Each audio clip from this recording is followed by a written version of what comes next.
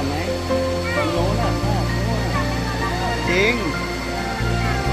พ่อเห็นเขาถ่ายรูปกันตรงนั้นอ่ะจริง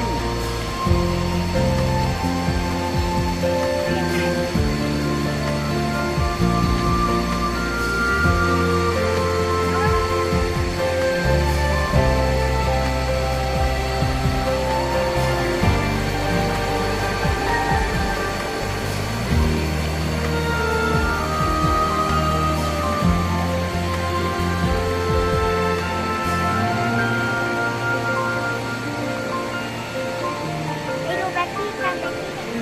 ที่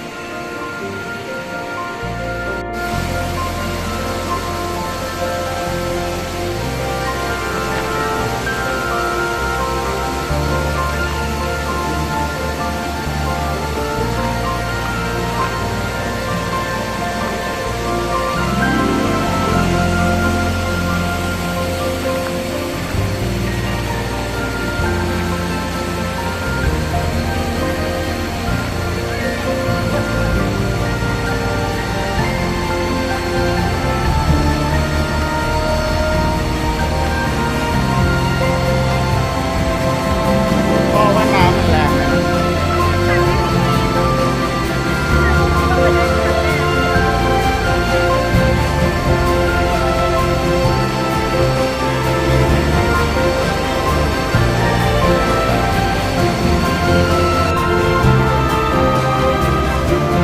ที่ไหน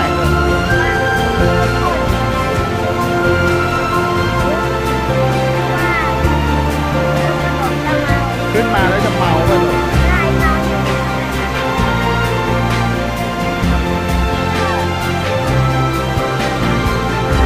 แป๊บนี้ถ่ายเดียวนะแป๊บถ่ายรูป